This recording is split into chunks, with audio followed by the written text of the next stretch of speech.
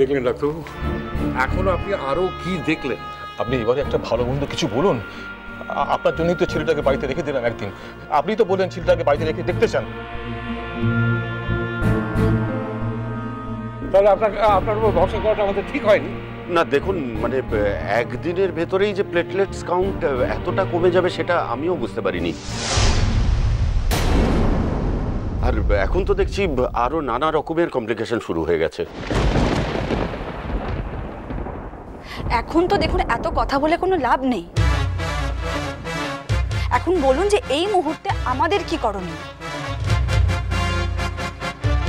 আপনি তো দেখতে পাচ্ছেন যে বাড়ির লোকরা আপনার কথা ছাড়া কোনো সিদ্ধান্ত নিতে পারছে না ডাক্তারবাবু। আর এখন এত অপেক্ষা করার সময় নেই, আপনাকে চটপট বলতে হবে যে এখন আমরা কি করব। ঠিক আছে, আমি তো বুঝতে পারছি না। ঠিক আছে, আমি তো ডাক্তার, উনি বুঝতে পারছেন অবস্থাটা ক্রিটিক্যাল। একটা উপায় নিশ্চয়ই বলবেন, দেখো কি হয়।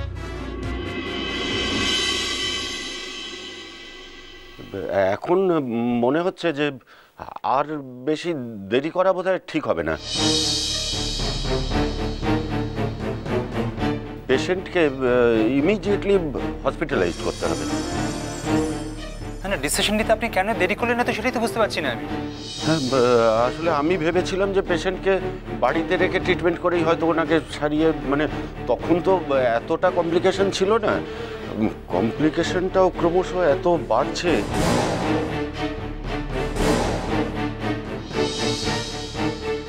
কাল সারাটা রাত আমরা সবাই মিলে ওর মাথার কাছে জেগে বসেছিলাম। খালি মাঝে মধ্যে ওই ঘোরের মধ্যে দু একটা কথা বলা ছাড়া তো আর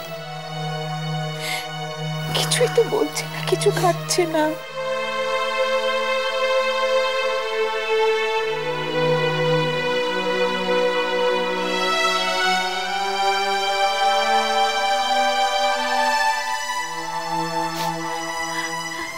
ডাক্তারবাবু, ও ডাক্তারবাবু, এবার অন্তত পরিষ্কার করে বলুন আমরা কি করব। না না, পেশেন্টকে হাসপাতালেই ভর্তি করতে হবে। আপনারা বরং একটা অ্যাম্বুলেন্সের ব্যবস্থা করুন তাড়াতাড়ি। সেই কথাটা বললেন অথচ এত দেরিতে। এতক্ষণে হসপিটালে থাকলে একটা প্রপার ট্রিটমেন্ট শুরু হয়ে যেত। এক কাজ করুন, শুনুন, একটা কাজ করুন। কি ওই আমি যে হসপিটালে আছি ওইখানেই বরং পেশেন্টকে ভর্তি করে দিন, আমার কেয়ারে থাকবে। আর আসলে এই ধরনের পেশেন্টদের হসপিটালেও এত রাশ না, যে আমি ভেবেছিলাম বাড়িতেই, কিন্তু আমার ভাবনাটা ভুলই ছিল। আপনারা এখন যা করার একটু তাড়াতাড়ি করুন। হ্যাঁ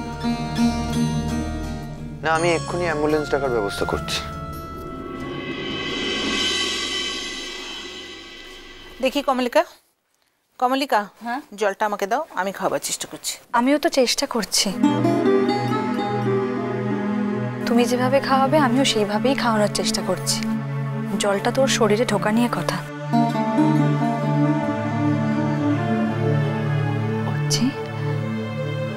একটু মুখটা খোলো, একটু জল খাও। ঠিক আছে, আপনারা তাহলে পেশেন্টকে ইমিডিয়েটলি আমার হসপিটালে পাঠানোর ব্যবস্থা করুন, কোনো চিন্তা করবেন না। ডাক্তারবাবু, হঠাৎ কোনো বড় বিপদ ঘটে যাবে না তো?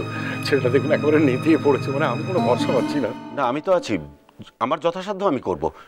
আপনারা শুধু তাড়াতাড়ি পেশেন্টকে ঠিক আছে আমাদের হসপিটালে নিয়ে আসুন।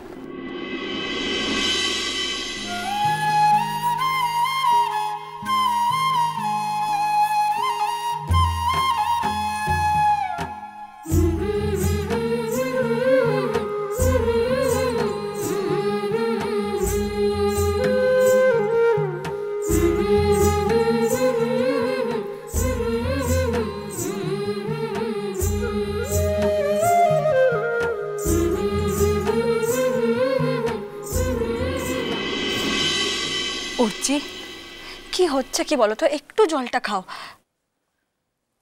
আস্তে আস্তে খাওয়ার চেষ্টা করো, একটু খাও।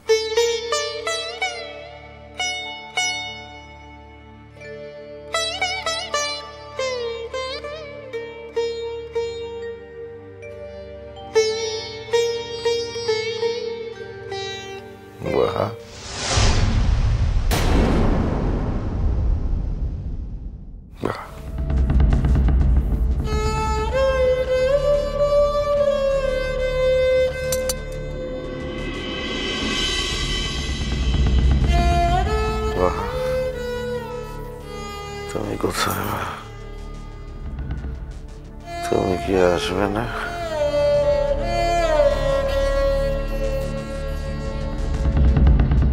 আমি তো চলে যাচ্ছি।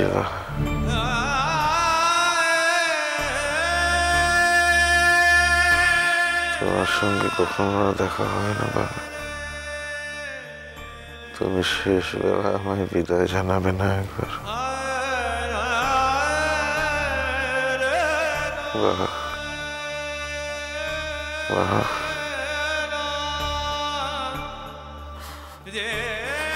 আরে বিজু, শুনছিস? এ তো আর শোনা যাচ্ছে না রে। নতুন ঠাকুরপো যে কালো বললো বাহা আসবে। আরে আরে কালো যে আমাদের আশ্বাস দিল, তাহলে কি সব মিথ্যে ছিল দিদিভাই? হ্যাঁ গো, শোনো না, আচ্ছা বাহা কি তাহলে আমাদের সবাইকে দূরে গিয়ে ভুলে গেল? অর্চিকে কি ভুলে গেল? কি গো, কিছু বলবে তো? মা, দয়া করে বাহার কথা বলা বন্ধ করো, প্লিজ প্লিজ। এখন বন্ধ করো, এখন যেটা করা দরকার সেটা আগে করো। দাদা, ও দাদা, দাদা আমি আপনার পায়ে পড়ছি দাদা। আপনি আপনি যেভাবেই পারেন আপনি বাহাকে ফিরিয়ে আনার ব্যবস্থা করুন। দাদা আমি আর পাচ্ছি না দাদা। আমার ছেলের এই চেহারা আমি নিজের চোখে আর দেখতে পাচ্ছি না দাদা। আপনার পায়ে পড়ি, আপনি যাও, একটা কিছু করুন। ওর সামনে ভাবে কান্নাকাটি না করে ও কিভাবে ভালো হবে সেই ব্যবস্থাটা এখন করা উচিত না জেঠুমনি? আর যেটা সত্যি সেটা এখন গোপন করার কি মানে আমি তো বুঝতে পারছি না।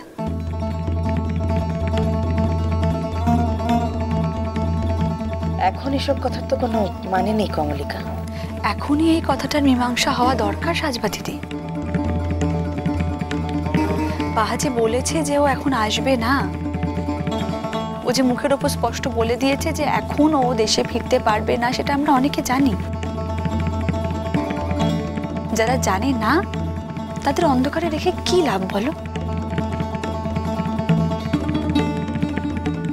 তার মানে বাহা কি বলেছে নাকি এই কথা?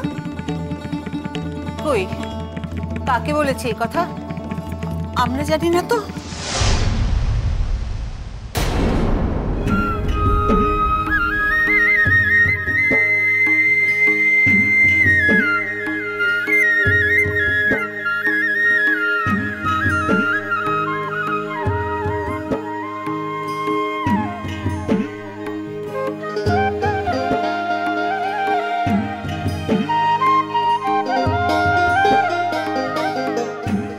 তাহলে নতুন ঠাকুরপো কেন বললো এই মিথ্যে কথা যে আজ সকালেই আসবে?